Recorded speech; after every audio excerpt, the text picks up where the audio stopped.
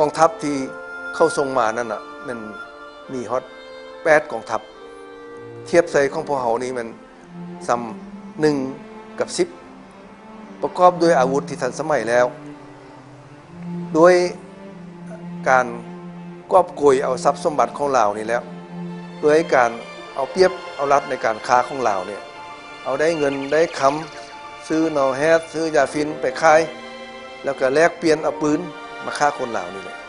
ส่วนลาวกองทัพของลาวเฮานี่ก็มีแต่ปืนพลาซื่อๆมีฮอกมีเงามีหน้า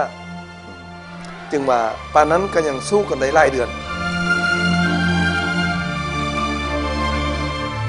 เมื่อเขาได้ชัยชนะแล้วก็สั่งจูดเผานครหลวงเวียงจันทร์ให้เกลี้ยงเหลือเพียงเท่าฐานและก็ขนเอาทรัพย์สมบัติอันล้ำค่าของลาวไปหมดมรดกทั้งด้านปัญญาสถาปัตยกรรมประติมากรรมจิตรกรรมศิลปกรรมวรรณกรรมทั้งเอกสารด้านประวัติศาสตร์ไปหลายห้อยเกวียนมีแต่สิ่งหนึ่งสิ่งเดียวที่ชาวล้านสร้างบ่ยอมให้ผู้ใดญาติเอาไปอันนั้นคือน้ำใจต่อสู้พิราหารและบ่ยอมจำนนมูลเชื่ออันนี้มีมาตั้งแต่สมัยสร้างต่างชาติและรักษาศาสตร์ซึ่งบรรพบุรุษลาวได้สืบสานให้คนรุ่นนี้ต่อคนรุ่นใหม่ต่อกันมาฉะนั้นจึงมีขบวนการต่อสู้ของประชาชนลาวในการต้านการยึดครองของต่างประเทศเด่นกว่าหมู่เป็นขบวนการต่อสู้ของประชาชนลาวภายใต้การนำพาของเจ้าอนุวงศ์ในครั้งนี้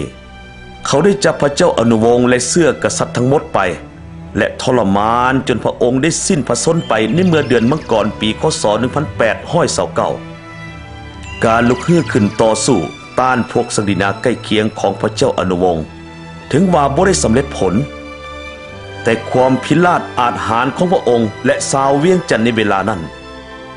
มันเป็นนายกย่องที่สุดที่บ่มีเวลาใดเก่งกล้าสามารถขึ้นแนวนั้น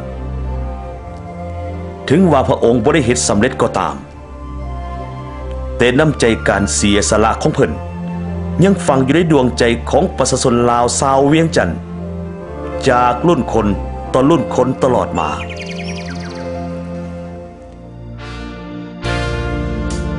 วีรกรรมอันองอาจกล้าหาญของชาวเมืองเวียงจันทน์ภายใต้การนำพาอันเด็ดเดี่ยวของพระเจ้าอนุวงศ์ในข่าวนั้นได้จารึกไว้ในหมักหัวใจของคนลาวบรรดาเผ่าคงบ่มีวันหลงลืมไปได้เพื่อระลึกต่อคุณงามความดีและวีรกรรมอันล้ำเลิศของเจ้าอนุวงศ์ที่ได้อุทิศให้แก่ประเทศชาติในระยะผ่านมาฉะนั้นพรรคและรัฐบาลจึงได้มีโครงการประดิษฐานและรูปปั้นหล่อของเจ้าอนุวงศ์ขึ้นจนมาฮอดเมื่อวันที่7 เดือนพฤศจิกายนปี 2010จึงได้มีพิธีสมโภชรูปปั้นหล่อของเพิ่นขึ้นอย่างสมเกียรติ